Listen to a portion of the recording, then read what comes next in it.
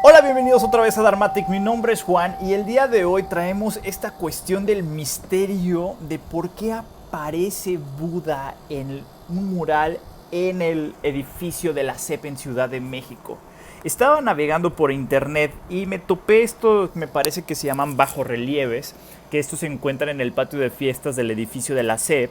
Y pues si nosotros hacemos, por ejemplo, un pequeño acercamiento, vemos primero que hay una figura como prehispánica, luego unos barquitos, luego vemos una figura como del arte helénico, así como griego. Y a final de cuentas lo que llamó mi atención es que se encuentra este bajo relieve en el patio de la SEP del Buda. Es el mismísimo Buda, miren, no les miento, es el Buda.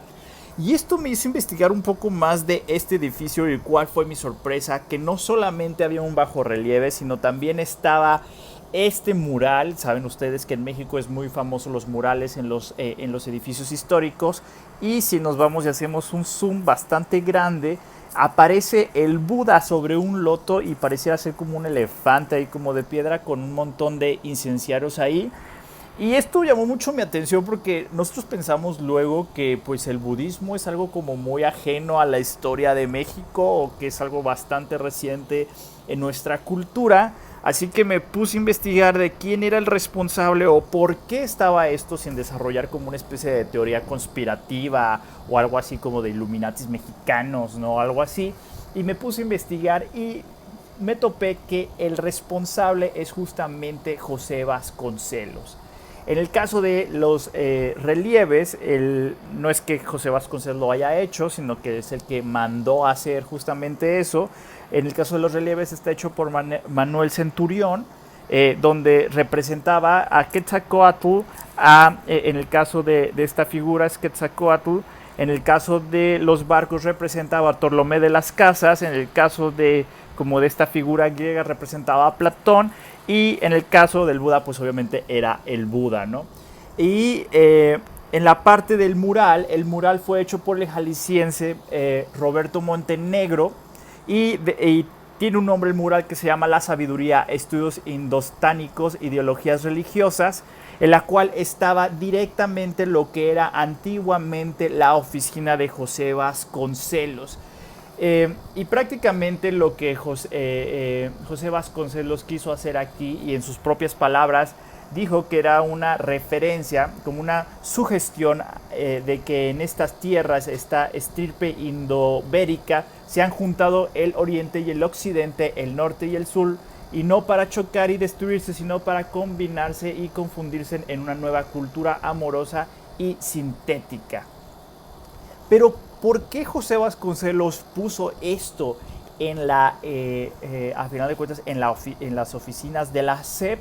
Pues primero que nada, hablar de José Vasconcelos es algo muy importante. Nosotros nos podemos dar cuenta que es una persona muy célebre, tiene varias bibliotecas, tiene varias calles y es un personaje célebre en México. Y este personaje era un filósofo, era un poeta y era un político mexicano. Era bastante y es bastante importante porque a final de cuentas es el ideólogo de la educación en México. Él era de Oaxaca y es conocido como el maestro de América. Es muy célebre por las aportaciones y la construcción de un proyecto educativo para nuestro país, México. Y pareciera ser que no es algo como secreto de que él tenía una gran fascinación por el budismo y por las cuestiones asiáticas, específicamente en el budismo. En su época era bastante conocido que él tenía estas inclinaciones por el estudio y este gusto por el estudio. De hecho, también me pude topar en este artículo que consulté, que aquí abajo se los voy a dejar, había esta ilustración muy simpática de él, que era de la revista Falange, que fue ilustrada por Toño Salazar ahí por 1922. Imagínense, estamos hablando de 1922. Lo representó a José Vasconcelos como como Buda, ¿no? Vestido con la túnica azafrán, con las orejas puntiagudas y el cabello erizado, un poco como imitando esta cuestión de lo cóncavo de la cabeza del Buda, ¿no? Y de hecho también Diego Rivera luego se burlaría de José Vasconcelos en un mural que se llama Los Sabios, que también está ahí en el edificio de la SEP, donde pinta de espaldas, pintándolo de espaldas, y lo pone sobre un elefante blanco, y es como un símbolo de lo inconfundible de su amor por la India.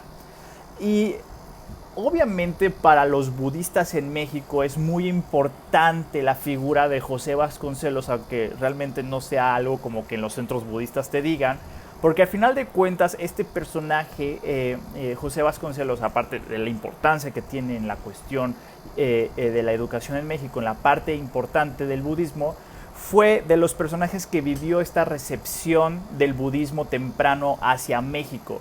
Al final de cuentas, él fue parte de los intelectuales de recepción y de interpretación del Dharma del Buda. Había otros importantes intelectuales como Amado Nervo y Juan Tabla, que en el caso de Amado Nervo tuvo una aproximación a la versión teosófica del budismo. Ya sabe, posteriormente podré hablar un poquito del teosofismo y cómo en cierta manera gracias a ellos se migró parte del budismo a Occidente, y de Juan Tablada, que él tuvo un acercamiento hacia el budismo zen. Es muy importante porque José Vasconcelos era como una especie de budista rebelde, que a final de cuentas a él no le gustaba mucho cómo la teosofía explicaba el budismo. A mí en lo personal tampoco me gusta demasiado que la teosofía haya sido los que trajeron el budismo, pero esa es cuestión de otra charla.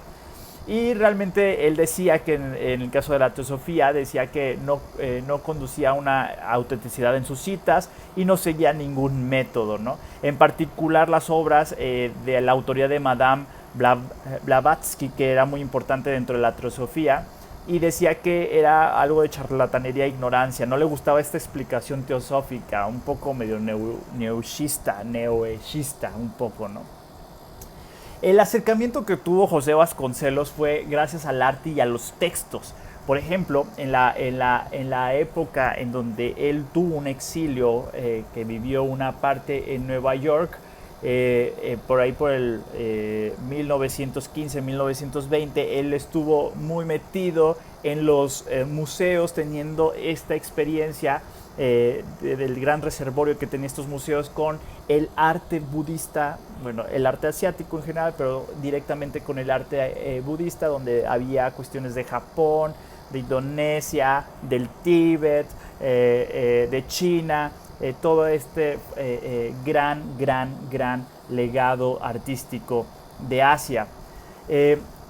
Dentro de la importancia que tiene para el budismo mexicano, José Vasconcelos tiene un escrito que se llama Estudios Indostánicos de 1920, que en sus propias palabras lo definía como una especie de manual para el estudio del pensamiento indostánico, todo lo que tiene que ver con la filosofía y religiosidad de India.